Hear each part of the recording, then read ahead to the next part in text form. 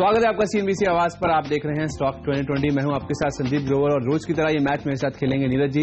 High good morning. और इस आखिरी कारोबार दिन का मैच शुरुआत करने से पहले आइए देखते हैं पिच रिपोर्ट कैसी है। 4 दिन से लगातार हम देखें यूएस के बाजार में कमजोरी देखने को मिली और कल भी कमजोर सेशन ही यूएस के मार्केट्स में देखने को मिला। डॉलर की मजबूती का जो इम्पैक्ट है वो Q1 के अर्निंग्स पे कैसा होगा उसी को लेकर चिंता है और जिस तरह से कच्चा तेल फिर से ऊपर जाने लगा जियोपॉलिटिकल टेंशन के चलते वो एक चिंता का विषय है। यूरोपियन मार्केट्स में भी लाल निशान के साथ ही क्लोजिंग देखने को मिली और फुटसी में सबसे ज्यादा प्रेशर देखने को मिला था। और रिलीफ की बात यह है कि एशियन मार्केट्स में आज हम देख रहे हैं कि जिस तरह से यूएस यूरोप में कमजोरी देखने को मिली पिछले कुछ दिनों से, आज वहां पे ज्यादातर मार्केट्स आपको ग्रीन के साथ कारोबार करते नजर आएंगे। बावजूद इसके कि जापान के जो कोर सीपीआई की बात करें चाहे रिटेल सेल्स की बात करें वो आंकड़े खराब थे, उसके बावजूद भी लोअर लेवल से काफी अच्छी रिकवरी और ग्रीन के साथ ही कारोबार देखने को मिला। और एसजेएक्स निफ्टी भी कोई बहुत बड़ी गिरावट के इंडिकेशन आज नहीं दे रहा, काफी सपाट कारोबार के इंडिकेशन है। तो उस लिहाज से क्या आज एक रिलीफ, आज एक जो कंसोलिडेशन है वो देखने को मिलेगा और बाइंग की सलाह ज्यादा होगी? नीरज जी कैसे स्ट्रेटेजाइज कर रहे हैं? बिल्कुल संदीप, जैसा ये स्ट्रेटेजी अभी तक रही है कि क्योंकि कल बहुत ज्यादा मार्केट गिरा है तो सेक्टर्स लगता है कि आज एक थोड़ा सा डेड कैट बाउंस आपको देखने को मिलेगा। कुछ समय के लिए बाजार ऊपर दिखेगा। बिल्कुल इसका मतलब ये नहीं कि आप अपनी बड़ी पोजीशंस खड़ी करें और लॉन्ग कैरी करें, लेकिन सेक्टर्स को ऐसा लगता है कि आज खरीदारी की अपॉर्चुनिटी देखनी चाहिए। थोड़ा रिकवरी मार्केट में आती हुई दिखेगी क्योंकि ओवरसोल्ड है और वो जो यमन वाली घटना थी वो धीरे धीरे डिस्काउंट होती हुई दिखेगी। तो सेक्टर्स को आज पूरी तरीके से फोकस रहेगा कि खासतौर पर कैश स्टॉक्स में बाइंग करें और सलाह ये भी होगी पोजीशन आज के आज ही स्टोर ऑफ करके प्रॉफिट बुक करके ही जाए। आपकी स्ट्रेटजी थोड़ी सी रिलीफ की उम्मीद हमारे सेक्टर्स भी आज कर रहे हैं, इसलिए कल हमने 5 गेंदबाज 5 बल्लेबाज उतारे थे। आज बल्लेबाजों की तादाद हम भी बढ़ा रहे हैं, 8 बल्लेबाज टीम में शामिल करेंगे, केवल 2 गेंदबाज टीम में रखेंगे क्योंकि अब भी हमें लगता है कि जो सेटलमेंट को लेकर कंसर्न्स हैं, अगला हफ्ता ट्रंकेटेड है तो वो वाले जो कंसर्न्स हैं, जो लिक्विडिटी की कमी है, खासतौर पर जो मार्जिन पे ट्रेड करने वाले जो ट्रेडर्स होते हैं, उस लिहाज से हमें लगता है अभी भी अपसाइड की गुंजाइश कम नजर आती है। हालांकि डाउनसाइड अब हमें यहाँ नजर नहीं आती जिस तरह का फॉल देखने को मिला, लेकिन जाहिर सी बात है कि उस चीज को आपको फैक्टरिंग करके चलना होगा। और आरबीआई की पॉलिसी ये एक मेजर इवेंट है जिसके पहले हमें लगता है कि बहुत बड़ा अपसाइड या डाउनसाइड बाजार में अब यहाँ पे नहीं देखने को मिलेगा। तो कंसोलिडेशन देखने को मिलेगा, सिलेक्टेड पॉकेट्स में खरीदारी के मौके हैं, वहां पे फोकस करेंगे। शुरुआत कहां पे करेंगे? डीसीबी बैंक के साथ जाएंगे शुरुआत में। सेक्टर्स लगता है यहाँ पे खरीदारी करना चाहिए। काफी ज्यादा स्टॉक की पिटाई हुई थी पहले, लेकिन धीरे धीरे इसमें अगर आप देखें तो एक अच्छी खासी बाइंग दिखी और काफी बड़े जो ब्रोकरेज हाउसेज हैं उनकी तरफ से अच्छी रिपोर्ट्स आई और उसके बाद स्टॉक ने एक अच्छी रैली दिखाई। ये तमाम बड़ी गिरावटों और कंसोलिडेशन के बावजूद स्टॉक 100 के ऊपर के स्तर पे बना हुआ रहा। कल भी इसमें देखिए तो मामूली 2-2.5% की ही कमजोरी देखने को मिली क्योंकि बहुत ज्यादा इसमें अच्छी खासी बाइंग करी गई है इन्फॉर्म्ड इन्वेस्टर्स की तरफ से। शायद इसमें कुछ बड़े डेवलपमेंट्स भी आपको देखने को मिलेंगे। हमें लगता है यहाँ पे एक बाउंस आता हुआ देखिए क्योंकि पूरे बैंकिंग स्पेस में छोटे मझोले वो बैंक रिबाउंड करते हुए दिखेंगे जहां पे अच्छी फंडामेंटल मजबूती देखने को मिलेगी। 108 के लक्ष्य के साथ डीसीबी बैंक में खरीदारी करके चले। जेन टेक्नोलॉजी एक और स्टॉक है जो डिफेंस के लिए सिमुलेटर्स बनाते हैं, तमाम सारे इन्होंने टाई-अप्स भी किए हैं और इंटरेस्टिंग ये है कि इसमें बहुत बड़े बड़े इन्वेस्टर्स ने पोजीशन ली है एरो शो के बाद से ही लगातार, और इसीलिए इस स्टॉक में सेक्टर्स को लगता है कि अच्छी खासी तेजी बनेगी। एक्सिस गेट्स को आपने देखा होगा, सर्किट टू सर्किट स्टॉक चल रहा है, उसी कैटेगरी के भी स्टॉक है। सेक्टर्स को लगता है कि यहाँ पे भी अच्छी खासी रैली आपको देखने को मिली क्योंकि जिन लोगों ने स्टॉक्स में अब तक पोजीशन ली है वो नामी गिरामी एचएनआईज हैं। 52 के लक्ष्य के साथ जेन टेक्नोलॉजीज में आज खरीदारी करके चले और जल्दी स्टॉक जो है एनएससी में भी लिस्टेड होता हुआ आपको दिखेगा। आइडिया होगा पहला काउंटर जहां पे हमारे सेक्टर्स मानते हैं आपको खरीदारी करना चाहिए। टेलीकॉम स्पेस में कल का स्मार्ट मूवर था और आज भी हमें लगता है ये जो मोमेंटम है जारी रहेगा। दरअसल काफी 3-4 पॉजिटिव खबरें हमें इस कंपनी के लिए नजर आती है जिसकी वजह से आज भी हमें लगता है पॉजिटिव मोमेंटम बरकरार रहेगा। पहला ये जो स्पेक्ट्रम ऑक्शन है वो खत्म हो चुका है तो उस लिहाज से उसका जो हैंगओवर है वो खत्म हो गया है। जो नंबर्स हैं 1,10,00,000 करोड़ रुपए के आसपास की जो किटी है वो गवर्नमेंट के पास जाएगी। इस कंपनी के ऊपर करीब 30,000 करोड़ रुपए के आसपास की जो पूरी देनदारी है वो बनती है और अर्नेस्ट मनी के तौर पर यानी कि इसी वित्त वर्ष में करीब 5,000 करोड़ रुपए के आसपास की जो पैसा है, जो पूंजी है दरअसल वो उनको डिपॉजिट करनी है, वो थोड़ा सा कम है जैसा बाजार मांग के चल रहा था। क्योंकि टेलीकॉम मंत्री की ओर से जो बयान आया था उसमें उनका ऐसा कहना था कि इन्वेस्टमेंट को फैसिलिटेट करने के लिए जो अर्नेस्ट मनी का अमाउंट है, जो डिपॉजिट मनी है, उसको हम कम करें ताकि इन कंपनी को थोड़ी सी राहत मिल सके। उसका इंपैक्ट हमने कल इस काउंटर पे आते हुए भी देखा। लेकिन दूसरी बात यह है कि इसने जो स्पेक्ट्रम की बोलियां लगाई थी उसमें 900 जो मेगाहर्ट्ज का स्पेक्ट्रम है जो कि 2G वॉइस कॉलिंग के लिए काफी इंपॉर्टेंट है, वहां पे इसने 9 सर्कल्स में अपने जो स्पेक्ट्रम है उसे वापस जीत लिया है। तो वो एक बहुत बड़ी राहत की बात है। इसलिए इसके अलावा 1800-2100 मेगाहर्ट्ज बैंड जो हैं वहां पे भी इस कंपनी ने अच्छे खासे स्पेक्ट्रम गार्नर किया है। तो उस लिहाज से हमें लगता है एक पॉजिटिव इंपैक्ट देखने को मिलेगा और वैसे भी आज चूंकि ये निफ्टी में शुमार हो रहा है तो उसका भी पॉजिटिव रबो इफेक्ट इस काउंटर में देखने को मिलेगा। तो 3-4 बड़ी पॉजिटिव खबरें हमें इस कंपनी में नजर आती है जिसकी वजह से हमें लगता है आज भी पॉजिटिव मोमेंटम जारी रहेगा। इसलिए खरीदारी करें। 186 का टारगेट होगा आज के लिए, 177 के आसपास का आपको स्टॉप लॉस भी रखना चाहिए। इसके साथ साथ एनबीएफसी स्पेस से इंडियाबुल्स हाउसिंग फाइनेंस, यहाँ पे हमारे सेक्टर्स मानते हैं कि आपको खरीदारी करके चलना चाहिए। वैसे भी हमें काउंटर हमें इस कंपनी के वैल्यूएशन वैल्यूएशन वाइज या इसकी जो लोन बुक है उस वाइज काफी अच्छा नजर आ रहा है। लगातार इस कंपनी का अपने जो कॉस्ट ऑफ फंड्स हैं उसे रिड्यूस करने के ऊपर फोकस है। जो हाई कॉस्ट फंड्स है उससे बदलकर अब जो लो कॉस्ट फंडिंग है उसके ऊपर उस तरफ ये कंपनी मूव करे, तो उस लिहाज से ब्रोकरेज दरअसल इस काउंटर पर काफी ज्यादा बुलिश है। और आज जो खबरें निकल के सामने उसके मुताबिक कतार नेशनल बैंक ग्रुप की ओर से इस कंपनी को करीब $150 मिलियन के आसपास की फंडिंग मिली, यानी कि इंडियन करेंसी में करीब 950 करोड़ रुपए के आसपास के फंड्स मिले। और ये कंपनी खासतौर पे लो कॉस्ट अफोर्डेबल हाउसिंग के ऊपर ज्यादा फोकस करेगी और यहाँ पे हम देखते हैं कि जल्दी जो मार्जिन है वो काफी अच्छे रहते हैं और एनपीए की स्थिति काफी बेहतर रहती है, वहां पे कोई प्रेशर नहीं देखने को मिलता। तो उस लिहाज से ये कंपनी जिस तरह से अपना फोकस चेंज कर रही है और जिस तरह की इस कंपनी की लोन बुक है और जिस तरह के फाइनेंशियल है, वैल्यूएशन है, यहाँ से हमें लगता है मीनिंगफुल अपसाइड इस काउंटर में देखने को मिल सकते हैं। आज के लिए बहरहाल हमें लगता है इन अच्छी खबरों के दम पे 560 का टारगेट लेकर खरीदारी करें, 533 के आसपास का स्टॉप लॉस भी लगा के चलें। और आइए अब जानते हैं मिस्टर डिपेंडेबल स्टॉक्स।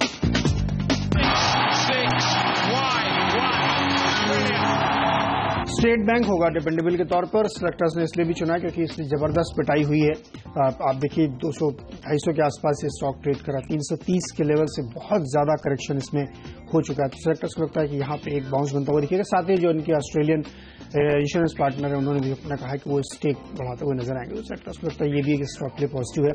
लेकिन ओवरसोल्ड जोन होने के बाद सेलेक्टर्स को लगता है कि आज यहाँ पे एक बाउंस बनता हुआ दिखेगा। तो ट्रेडिंग के लिहाज से 268 तक का टारगेट इसमें बनता है। टेक्निकली यहाँ पे खरीदारी करके चले, 243 के आसपास स्टॉप लॉस रखें। लेकिन आज जो बार बार हम करें सलाह होगी कोई भी पोजीशन घर लेके न जाए। संदीप जीएसपीएल या जिंदल स्टील एंड पावर काफी दिनों से हमारी टीम में शुमार है और जिस तरह का न्यूज फ्लो है उसके बेसिस पे हम लगातार आपको इस काउंटर में ट्रेडिंग की सलाह दे रहे हैं, जो कि पिछले कई दिनों से काफी सटीक रही है। और आज हमारे सेक्टर्स मानते हैं कि शायद पॉजिटिव साइड में ट्रेड इस काउंटर में देखने मिल सकते हैं। थोड़ी सी रिलीफ इस काउंटर में जरूर आज देखने मिल सकती है, जिसकी वजह से हमारे सेक्टर्स मानते हैं कि आज आप लॉन्ग पोजीशन बना के चल सकते हैं। दरअसल दिल्ली हाईकोर्ट में इनके जो तारा और जो दूसरे ब्लॉक है गारे पालमा का, उसको लेकर सुनवाई चल रही है और आज भी उसके ऊपर सुनवाई होने वाली है। मामला अभी भी अदालत में है, क्या फैसला आएगा उसको लेकर अभी भी हमें कोई जानकारी नहीं है। लेकिन जाहिर सी बात है कि जो अभी तक कमेंट्स आए हैं दिल्ली हाईकोर्ट की ओर से वो दरअसल पॉजिटिव है, जो कि रिलीफ की ओर इंडिकेट करते हैं। उनका साफ तौर पे ऐसा कहना है कि प्राइमा फेसी जो कैंसिलेशन किए गए हैं वो गलत है और 3-4 सवाल हैं जो दिल्ली हाईकोर्ट ने उठाए हैं जो कि हमें इस कंपनी के फेवर में नजर आते हैं। पहला ये कि उनका ऐसा कहना है कि जो कोल इंडिया को ये कोल ब्लॉक्स अलॉट किए गए हैं वो दरअसल वो उनको समझ नहीं आ रहा है। और दूसरी बात यह है कि कंटिन्यूटी है जो है प्रोडक्शन की वो कैसे सरकार इंश्योर करेगी। ये कुछ दो मुद्दे हैं जो कि दिल्ली हाईकोर्ट की ओर से उठाए गए हैं, जो कि हमें लगता है कि इस काउंटर के लिए आज पॉजिटिविटी की ओर इशारा करेंगे। तो पहला हाफ हमें लगता है कि इस काउंटर के लिए काफी पॉजिटिव रहेगा। क्या डेवलपमेंट्स होते हैं इस केस में उसके ऊपर इस काउंटर की चाल निर्भर करेगी। लेकिन जाहिर सी बात है दिल्ली हाईकोर्ट के कमेंट्स के चलते हमें लगता है आज एक पॉजिटिव रुझान बनेगा। इसलिए 155 का टारगेट लेकर खरीदारी करें, 147 के आसपास का आपको स्टॉप लॉस भी रखना चाहिए। चलिए रुकते एक छोटे से ब्रेक के लिए, लौट कर आएंगे आपको बताएंगे मिड ऑर्डर के स्टॉक्स और साथ ही साथ आपका पसंदीदा फ्री हिट स्टॉक भी।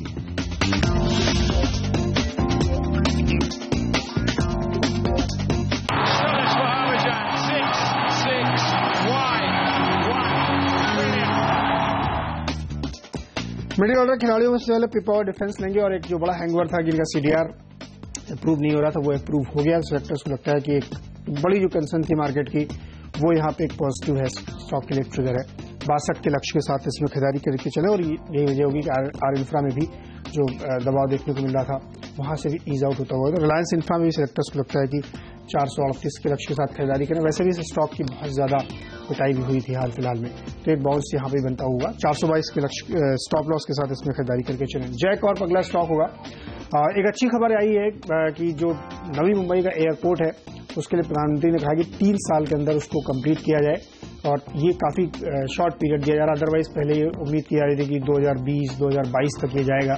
और इसके बाद ही कल ही ये भी खबर आई कि जो मुख्यमंत्री है महाराष्ट्र के देवेंद्र फडणवीस उन्होंने टाइमलाइन सेट कर दी है कि मई में इसके टेंडर इश्यू कर दिए जाएंगे, किसको ठेका मिलेगा ये पता चल जाएगा और अक्टूबर से इसका कंस्ट्रक्शन शुरू हो जाएगा और 2019 के आखिर तक ये ऑपरेशनल हो जाएगा। तो ये एक बड़ी पॉजिटिव खबर है इस स्टॉक के लिए, क्योंकि इस एयरपोर्ट के आसपास काफी बड़ी जमीन इस कंपनी के पास है और सेक्टर्स को लगता है कि उससे बड़ा फायदा इनको होगा, कमर्शियल डेवलपमेंट भी होगा, साथ ही जो तमाम सारे इनके जो प्रोजेक्ट्स हैं वो रुके हुए तो उसका भी फायदा होगा।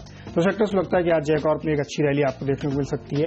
56 रुपए के लक्ष्य के साथ इसमें खरीदारी करें, 50 रुपए पे स्टॉप लॉस रखें। संदीप सबसे पहले डीएलएफ, यहाँ पे हमारे सेक्टर्स मानते हैं कि आपको बिकवाली करके चलना चाहिए।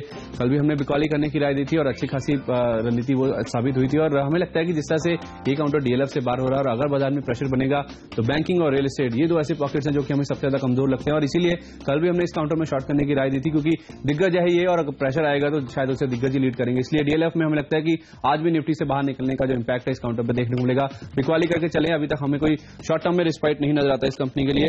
154 का टारगेट होगा आज के लिए, 162 के आसपास का आपको स्टॉप लॉस भी रखना चाहिए। इसके साथ साथ अदानी ग्रुप से अदानी एंटरप्राइजेज, इनका जो क्वींसलैंड का प्रोजेक्ट है जिसमें रेल, माइन, पोर्ट और ये सब प्रोजेक्ट्स हैं और $16.5 बिलियन के आसपास का वो प्रोजेक्ट है, उसको लेकर लगातार खराब खबरों का सिलसिला जारी है। माना जा रहा है कि वहां पे जो लोकल लैंड ओनर्स हैं उनकी ओर से इस प्रोजेक्ट को रिजेक्ट किया गया और जो नेटिव टाइटल लॉ है उसका अब तक का हिस्ट्री में सबसे बड़ा केस उभर के सामने आया। तो ये हमें लगता है कि सेंटीमेंट वाइज इस कंपनी के लिए एक नेगेटिव खबर है, क्योंकि 1 लाख करोड़ रुपए के आसपास का इंडियन करेंसी में बात करें तो ये प्रोजेक्ट है, तो उस लिहाज से बड़े स्टेक्स इन्वॉल्व है। अगर कोई भी नेगेटिव खबर आती है तो हमें लगता है सेंटीमेंट वाइज इस स्टॉक में रिएक्शन आना बनता है। 583 के आसपास का टारगेट लेके इस काउंटर में शॉर्ट करके चले, 614 के आसपास का आपको स्टॉप लॉस रखना चाहिए। लेकिन इसके साथ साथ शिपिंग स्पेस से एबीजी शिपयार्ड, ये एक ऐसा काउंटर है जहां पे हमारे सेक्टर्स मानते हैं कि अब आपको धीरे धीरे खरीदारी करने के मौके देखने चाहिए। लगातार हम ऐसा आपको बता रहे हैं कि शिप बिल्डिंग को लेकर काफी बड़े ऐलान देखने मिल सकते हैं। मोदी जी का काफी बड़ा फोकस है शिपिंग इंडस्ट्री पे और अब जो शिपिंग मिनिस्टर है उनकी ओर से भी ऐसे बयान आ रहे हैं कि इस इंडस्ट्री को इंफ्रास्ट्रक्चर का दर्जा दिया जाना चाहिए ताकि इस कंपनी इस पूरे स्पेस को मदद मिले। और जिस तरह से वो बुलिश है इस कंपनी इस पूरे सेक्टर को लेके, हमें लगता है अगर कोई बड़े ऐलान आते हैं तो शिप बिल्डिंग के सबसे बड़ा जो प्लेयर है वो शायद एबीजी शिपयार्ड है, उसको सबसे बड़ा फायदा होगा। इसलिए खरीदारी करके चले, 187 का टारगेट होगा, 185 के आसपास का आपको स्टॉप लॉस भी रखना चाहिए। और आइए अब जानते हैं फ्री हिट स्टॉक्स। वीको इंडिया सेलेक्टर्स ने फ्री हिट के तौर पे चुना है और आपको याद होगा बहुत बार सेलेक्टर्स ने इसको रिकमेंड किया और काफी पहले जब ये 200 सवा 200 के आसपास ट्रेड होता था, इनका एक डीलिस्टिंग का ऑफर था जो फेल हो गया था, उसके बाद से लगातार सेलेक्टर्स कह रहे थे कि स्टॉक पर नजर रखिए। और सच कहें तो सेलेक्टर्स को भी उम्मीद नहीं थी कि ये इतनी शानदार रैली दिखाएगा और स्टॉक आज देखिए 550 पे ट्रेड कर रहा है। वजह बिल्कुल साफ थी कि फंडामेंटली काफी स्ट्रांग कंपनी और पिछले 3 क्वार्टर्स में जो जबरदस्त इन्होंने परफॉर्मेंस दिखाई है उसकी वजह से स्टॉक में अच्छी खासी तेजी देखने को मिली। और जो तमाम दिग्गज इन्वेस्टर है, चाहे रमेश धमानी हो, तमाम लोगों ने इससे पोजीशन ले रखी और उन्होंने लगातार उसको बताया कि एक हिडन जेम है, इस पर फोकस करना चाहिए। मल्टीनेशनल कंपनी है, तमाम सारे जो इनके प्रिंटिंग प्रोडक्ट्स हैं वो मार्केट में काफी ज्यादा पोजीशन रखते हैं। इंडिया पोस्ट की तरफ से बहुत बड़ा इनको एक ऑर्डर मिला है। तो ये तमाम सारी ऐसी चीजें हैं जो इस स्टॉक को रैली दे रही हैं और अब सेक्टर्स को लगता है कि फिर से इस पे एक लुक देखना चाहिए, नए तरीके से इसको देखना चाहिए। और जो ग्रोथ का प्रोजेक्शंस कंपनी दे रही है अगले कई क्वार्टर्स के लिए वो काफी शानदार, इसीलिए इस स्टॉक में लगातार तेजी बनी हुई है। सेक्टर्स को लगता है कि 550 के लक्ष्य के साथ इसमें आज खरीदारी करके चले और जो लोग अपने पोर्टफोलियो बिल्ड कर रहे हैं या जो लोग थोड़ा पोजिशनल ट्रेड करना चाहते हैं, जिनका थोड़ा सा लंबा नजरिया है, उनके लिए स्टॉक परफेक्ट है जो यहां से काफी ऊपर के लक्ष्य दिखाएगा। लेकिन आज के लिए 550 का लक्ष्य होगा और 525 के आसपास स्टॉप लॉस होगा। संदीप, शिपिंग स्पेस पे फोकस करते हुए एसआर शिपिंग इसे उतारना चाहेंगे फ्री हिट खिलाड़ी के तौर पे। जैसे हम आपको बता भी रहे थे एबीजी शिपयार्ड के केस में कि शिपिंग मिनिस्टर दरअसल इस सेक्टर को लेकर काफी ज्यादा कंसर्न है। उनका ऐसा मानना है कि अगर इस सेक्टर को इंपॉर्टेंस देना है तो इंफ्रास्ट्रक्चर का दर्जा दिया जाना चाहिए और अगर ऐसा होता है तो जाहिर सी बात है कि स्पेस के जो फॉर्च्यून्स है वो बदलते नजर आएंगे और ऐसी कंपनियां जो कि इस सेक्टर में ऑपरेट करती हैं उनके लिए हमें लगता है कि काफी बड़ा पॉजिटिव एनवायरमेंट बनता हुआ नजर आएगा। वैसे भी मोदी सरकार का एक्सपोर्ट के ऊपर काफी ज्यादा फोकस है। शिप बिल्डिंग को लेकर हमें लगता है कि आने वाले समय में काफी बड़े ऐलान देखने को मिल सकते हैं, चाहे एक शिपिंग हब बनाने की बात है, चाहे इस कंपनी इस पूरे स्पेस को इंफ्रास्ट्रक्चर का दर्जा देने की बात हो।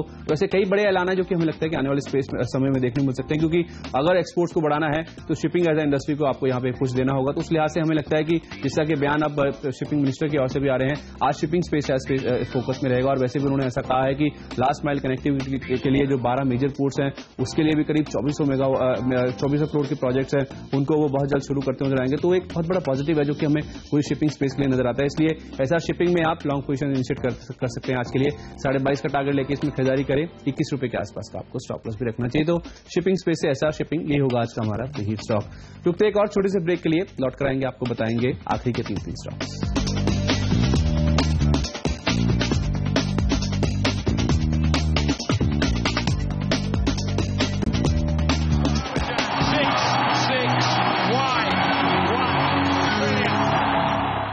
ब्रेक के बाद आपका स्वागत है। वक्त है पिंच हिटर स्टॉक जानने का। फोकस शिपिंग स्टॉक्स पे रहेगा। इससे पहले हमने ऐसा शिपिंग को उतारा था, अब शिपिंग कॉर्पोरेशन ऑफ इंडिया और उसके साथ साथ मर्केटर, इन कंपनीज में हमारे सेक्टर्स मानते हैं कि जिस तरह के बयान शिपिंग मिनिस्टर की ओर से आ रहे हैं उसका पॉजिटिव इंपैक्ट इन काउंटर्स पे देखने को मिलेगा। इसलिए शिपिंग कॉर्पोरेशन ऑफ इंडिया में खरीदारी करें, उसके साथ साथ मर्केटर में भी आज खरीदारी करने के मौके होंगे आपके पास। शिपिंग कॉर्पोरेशन में हमें लगता है 40.5 का टारगेट आज देखने को मिलेगा, 44 के आसपास का स्टॉप लॉस लेके चलें। मर्केटर में हमें लगता है 16.75 रुपए के आसपास के टारगेट देखने को मिल सकते हैं। और वैसे भी जिस तरह से कच्चे तेल की कीमतें नीचे आई हैं, जो फ्यूल कॉस्ट में इंपैक्ट है वो अभी भी इनके नंबर्स में नहीं देखने को मिला, जो इस Q4 के नंबर्स में शायद देखने को मिलेगा। तो शायद उस चीज को भी बाजार डिस्काउंट करने की कोशिश करेगा, तो वो पॉजिटिव फैक्टर है जो इन स्टॉक्स के लिए आज काम करेगा, इसलिए इन काउंटर्स में आप खरीदारी कर सकते हैं। और आखिर में ITNL, यहाँ पे हमारे सेक्टर्स मानते हैं कि आपको खरीदारी करके चलना चाहिए। दरअसल खबरें ऐसी आ रही है कि इन्होंने गुजरात सरकार के साथ 8 रेलवे ओवरब्रिजेस बनाने के लिए करार किया, जिसमें करीब 250 करोड़ रुपए के आसपास का इन्वेस्टमेंट होगा और PPP मॉडल के तहत ये जो काम है वो किया जाएगा, जो कि हमें लगता है कि काफी बड़ा पॉजिटिव दरअसल इस कंपनी के लिए सेंटीमेंट वाइज भी होगा। अगर PPP मॉडल पे काम शुरू होता है गुजरात सरकार के साथ, अगर ये करार करते हैं और रेलवे के लिए काम करते हैं, तो बहुत बड़ा पॉजिटिव जब हमें नजर आता है ITNL जैसी कंपनीज के लिए। खरीदारी करके चले, हमें लगता है इन ऑर्डर्स के चलते आपको इस काउंटर में आज 199 के आसपास के लेवल्स देखने को मिलेंगे। 189 के आसपास का आपको स्टॉप लॉस भी रखना चाहिए। नीरज जी, AIA इंजीनियरिंग पहला स्टॉक होगा और सेक्टर्स करते हैं खरीदारी करके चलना चाहिए। काफी बेहतरीन परफॉर्मेंस, आपको याद होगा मैंने पिछले हफ्ते भी आपसे कहा था कि स्टॉक पर नजर रखिए। कल बड़ी गिरावट के बावजूद स्टॉक 3-4% ऊपर जाके बंद हुआ है, क्योंकि सेक्टर्स का मानना है कि पिछले 3 क्वार्टर से बेहतरीन रिजल्ट दे रहे हैं और चौथे क्वार्टर का रिजल्ट भी सरप्राइज करेगा, इसीलिए इसमें लगातार बाइंग चल रही है। 1250 के लक्ष्य के साथ इसमें खरीदारी करके चलें। कॉलगेट अगला स्टॉक होगा। तमाम ऐसे बाजार में डिफेंसिव स्टॉक में फोकस करना चाहिए। FMCG जायंट है, सेक्टर्स को लगता है यहाँ पे भी एक मौका आज खरीदारी के लिए फिर से होगा, क्योंकि मार्केट में हम बाउंस की उम्मीद करें। 2030 के लक्ष्य के साथ इसमें खरीदारी करें। 1980 पे स्टॉप लॉस लगाएं। और अंत में IRB इंफ्रा, कल QIP हुआ 230 के प्राइस पर, स्टॉक 246 पे ट्रेड करा। सेक्टर्स लगता है कि रीजनेबली प्राइस किया इन्होंने और अभी यहाँ पे लगता है कि जो हैंगओवर था वो खत्म होगा, तो स्टॉक में फिर से एक फ्रेश बाइंग देखने को मिलेगी। 255 के लक्ष्य के साथ IRB इंफ्रा में खरीदारी करके चले। 243 पे स्टॉप लॉस रखे। पूरी टीम पे एक बार फिर से नजर डाल लेते हैं। यहाँ पे पूरी तरीके से बल्लेबाजी पे फोकस है, यानी खरीदारी करके चलिए। DCB बैंक, जेन टेक्नोलॉजीज और स्टेट बैंक ऑफ इंडिया शुरुआती स्टॉक्स हैं, यहाँ पे खरीदारी करके चले। सभी स्टॉक्स में कुछ ना कुछ खबर है। SBI में उनके जो इंश्योरेंस पार्टनर है वो स्टेक बढ़ाने की बात करें। पीपा और डिफेंस में आप देखिए उनका CDR क्लियर होता हुआ दिखा है। जय कॉर्प के लिए अच्छी खबर यह है कि नवी मुंबई एयरपोर्ट की टाइमलाइन सामने रख दी गई है। प्रधानमंत्री की तरफ से उसको अपने प्रगति प्रोजेक्ट के तहत रखा गया, जो खुद वॉच करेंगे। वहीं रिको इंडिया जो एक वैल्यू बाई है, सेक्टर्स वक्त यहाँ पे खरीदारी करनी चाहिए। कॉलगेट डिफेंसिव लेके चले। AI इंजीनियरिंग शानदार रिजल्ट की उम्मीद है और IRB इंफ्रा सेक्टर्स वक्त खरीदारी करके चले। पूरी तरीके से आज बल्लेबाजी फोकस है, मान के चल रहे हैं कि एक बाउंस आएगा तो खरीदारी करें, लेकिन अलर्ट रहें, कोई पोजीशन कैरी नहीं करनी है। संदीप, हमारी टीम भी आपके सामने है। हम पूरी तरह से बुलिश तो नहीं थे, थोड़ा सा कोशिश था। हमने 2 गेंदबाज अपनी टीम में शामिल किए थे। DLF जो कि हमने कल भी शॉर्ट किया था, आज भी हमें लगता है कि निफ्टी से बाहर निकलने का इंपैक्ट इस काउंटर में आज भी देखने को मिलेगा। अदानी एंटरप्राइजेज, जहां पे इनके ऑस्ट्रेलिया क्वींसलैंड में जो बड़ा प्रोजेक्ट है $16.5 बिलियन के आसपास का, उसको लेकर खराब खबरें लगातार जारी, तो उसका एक नेगेटिव इंपैक्ट शायद इस काउंटर में देखने मिल सकता है। लेकिन पॉजिटिव साइड में हमने आइडिया को उतारा था, जहां कल भी अच्छी खासी तेजी थी। और हमें लगता है कि जिस तरह से स्पेक्ट्रम की बोलियों के नतीजे आए और जो अर्नेस्ट मनी इनको डिपॉजिट करनी है उसमें कमी का ऐलान टेलीकॉम मिनिस्टर की ओर से हुआ है, वो एक बहुत बड़ा रिलीफ इस कंपनी के लिए। हमें लगता है मोमेंटम आज भी जारी रहेगा। इंडेबल हाउसिंग, इन्होंने कुछ सस्ते फंड जुटाए हैं, लो कॉस्ट हाउसिंग पे फोकस कर रहे हैं, तो उस लिहाज से हमें लगता है कि इनके लिए पॉजिटिव खबर है। डिपेंडेबल के तौर पर हमने JSPL को उतारा था। दिल्ली हाईकोर्ट की ओर से जो कमेंट्री आई है वो पॉजिटिव है, तो उस लिहाज से रिलीफ शायद उन कमेंट्स के बेसिस पे स्टॉक में आज देखने को मिल सकता है। इसके साथ साथ शिपिंग स्पेस पे खासा फोकस था। ABD shipyard, SR shipping, SCI, marketer, ये तमाम ऐसे काउंटर्स है जहां पे हमें लगता है कि शिपिंग मिनिस्टर की ओर से जो बयान है कि शिप बिल्डिंग को इंफ्रास्ट्रक्चर का दर्जा दिया जाए, बहुत बड़ा पॉजिटिव हो सकता है, क्योंकि कैपिटल इंटेंसिव इंडस्ट्री है ये भी, और अगर यहाँ पे ब्याज को लेके और सस्ते कर्ज मिलते हैं तो बहुत बड़ा पॉजिटिव इन कंपनीज के लिए हो सकता है। और आखिर में ITNL, जिस तरह से इन्होंने गुजरात सरकार के साथ करार किया है, PPP मॉडल के तहत काम करेंगे, बहुत बड़ा पॉजिटिव है, तो उस लिहाज से हमें लगता है कि ITNL में भी आज लॉन्ग पोजीशन बनाने के मौके बनते हैं। चलिए, इसी के साथ मेरी और नीरज जी की 10-10 की टीम कंप्लीट होती है। उम्मीद करते हैं कि आज का ट्रेडिंग सेशन कल की बिकवाली के बाद आपके लिए काफी अच्छा रहेगा। वक्त होगा एक छोटे से ब्रेक का, लेकिन आप कहीं मत जाइए, क्योंकि ब्रेक के बाद CNBC आवाज पर लेके आएंगे मार्केट काउंटडाउन और CNBC बाजार पर पेश करेंगे मॉर्निंग टिकर। नमस्कार।